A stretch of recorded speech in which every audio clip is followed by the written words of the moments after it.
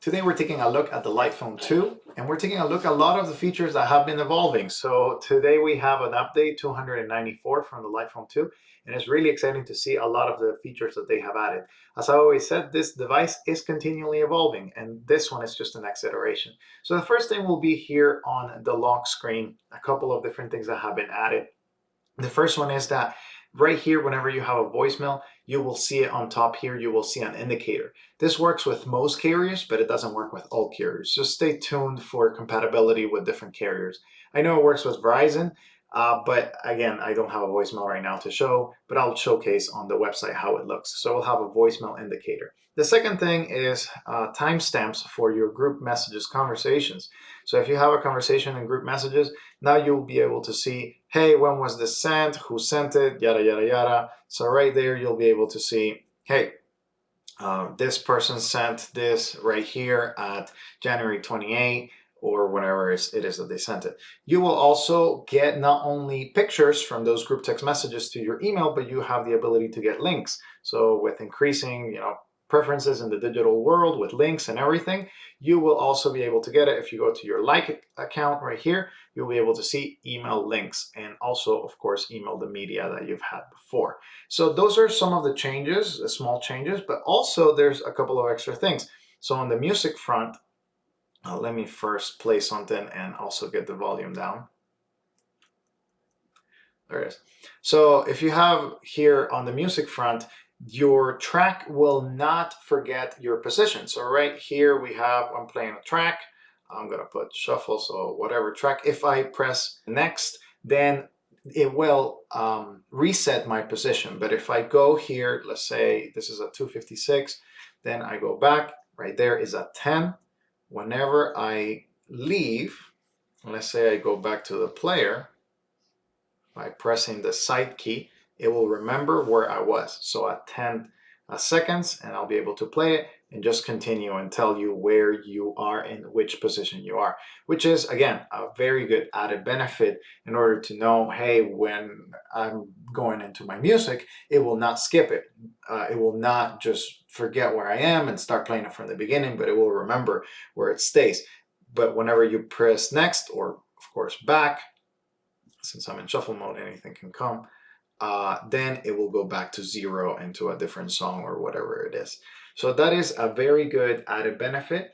The podcast tool, this will show up on my desktop. The podcast tool now has the ability to get private RSS feeds. You have to go into your dashboard, you click the phone that you need. After that, you have the phone, you go into your podcast tool, and after the podcast tool, you add your RSS feeds. This works with most RSS feeds. Not all of them are working right now, but at least Patreon and Substack, and of course, other regular RSS feeds are working, which is a very good added benefit to just being in the ecosystem. There's more features coming up over and over.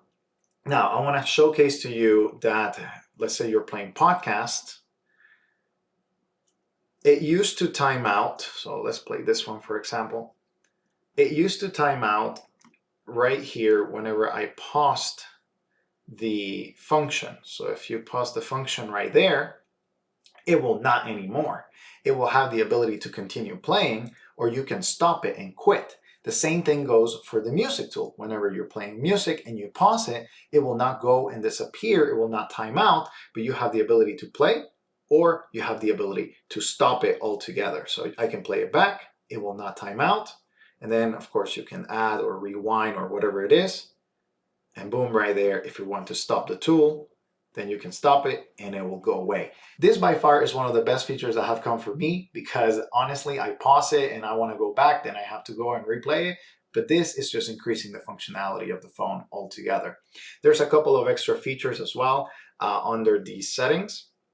So if we go to settings and notifications, now you have a couple of extra things like vibrate and ringing that you can enable. And you also have the emergency alerts. If you want to receive the emergency alerts, they will be there. You can also pin for location. So for example, whenever you have your location pinning for the directions, and it will save it for you under recent results, or whatever it is that's going to have it here on on the directions tool, which is, again, a good and added benefit that you get to keep your location on the search results, on the recents, on the list that you have for the directions tool.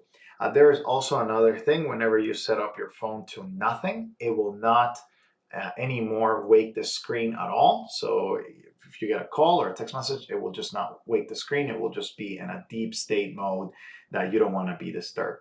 There's a couple of other bugs that have been fixed and some things that have been reordered, but essentially you have the ability there to toggle the different features, like the voicemail indicator. If you don't want it, you can go again to the settings, and after you go to the settings, you can go into preferences, phone. That was general. If you can go to phone right there, you have the ability to disable it. And also in general, you're able to disable the phone shortcut, the circle icon in the beginning. You'll be able to disable it. That is something that I actually appreciate. So it will not be there anymore. That's the phone kind of going into it, but I actually like that one, so I'm going to re-enable it. But you have the ability to take it off.